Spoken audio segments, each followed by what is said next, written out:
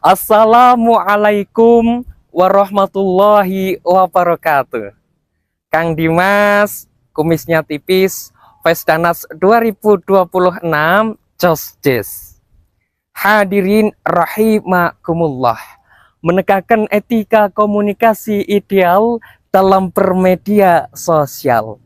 Media WR Sosial telah merilis data tepat per Januari 2025 pengguna aktif media sosial di Indonesia sebanyak 180 juta jiwa. Dengan waktu yang dihabiskan untuk bermain media sosial mencapai 3 jam lebih lamanya. Namun sungguh amat sangat disayangkan jika media sosial dijadikan alat untuk mengumbar aib sesama, bebas berargumen tanpa menghiraukan aturan agama. Na'udzubillahi min dzalik. Lantas, bukannya kita tambah percaya keutuhan NKRI pun akan porak-poranda lantaran para pengguna media sosial tidak beretika dan bijaksana. Firman Allah dalam Al-Quran surah An-Nisa ayat 148, la yuhibbullahul jahru bisu'i minal qawli illa man zulim wa kanallahu sami'an alima. Allah benci perkataan buruk yang diucapkan secara terus terang kecuali oleh orang-orang yang dizolimi. Allah Maha mendengar lagi Maha mengetahui.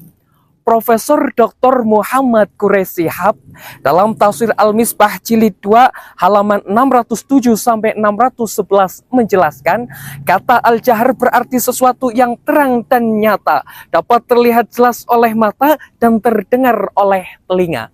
Profesor Dr. Wahba Az-Zuhaili dalam Tafsir Al-Munir Jilid 13 halaman 453 menjelaskan, Allah akan menghukum orang-orang yang membicarakan kejelekan aib sesama manusia.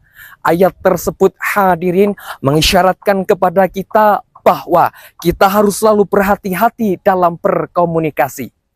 Idi Supandi Ibrahim dalam bukunya yang berjudul Sirnanya Komunikasi Empatik mengatakan, era keberlimpahan komunikasi yang tak terbatas ditandai oleh komunikasi yang melampaui ambang batas. Melimpahnya komunikasi dalam kehidupan yang semakin meluas tak lain karena ledakan informasi yang terus-menerus terlintas. Jujur kita akui hadirin, media sosial saat ini telah mengalami peralihan fungsi. Bukan hanya alat komunikasi, tetapi alat untuk meluapkan emosi. Sebagai contoh, kasus hoax yang marak terjadi, seperti yang ada di Aceh dan Sumatera. Salah seorang menteri mengabarkan kepada dunia bahwasannya kondisi yang ada di sana tidak apa-apa, padahal realitanya tangis, duka, kematian ada di mana-mana. Ada lagi kasus tumbler yang hilang di kereta sehingga menggemparkan warga Indonesia Raya sehingga ter-PHK-nya tulang punggung keluarga. Hoax layaknya tampil sebuah fakta dikemas sedemikian rupa sehingga pembacanya percaya dan terperdaya, disebarkan ke jagat maya sehingga menebarlah kebohongan, muncullah rasa ketakutan, bahkan hancurnya kehormatan korban. Hadis Nabi, barang siapa yang beriman kepada Allah dan hari akhir, maka berkatalah dengan baik atau diam.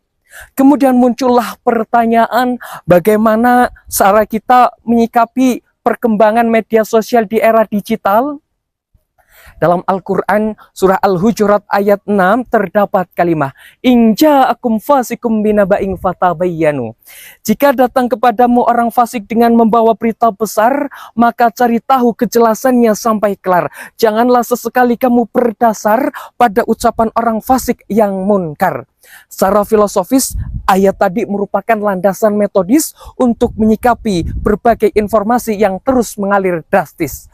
Islam memiliki prinsip akomodatif selektif untuk mencerna berbagai berita yang masif. Jika berita tersebut benar terjadi, maka ambillah. Namun, jika berita tersebut tidak benar terjadi, jangan ragu untuk katakan, perangi berita palsu. Setuju hadirin? Dari uraian tadi bisa kita tarik kesimpulan yang pertama. Kita harus selektif dalam mencerna berbagai berita yang ada di media sosial. Yang kedua, kita sebagai generasi agent of change harus bijak dalam membuat konten. Dari konten yang monoton menjadi konten yang asyik ditonton. Dari narasi yang penuh benci menjadi narasi yang menginspirasi. Dari debat yang menegangkan menjadi debat yang menyenangkan. Tetap bersama meski pandangan kita berbeda. Ihdinas syiratal mustaqim. Wassalamualaikum warahmatullahi wabarakatuh.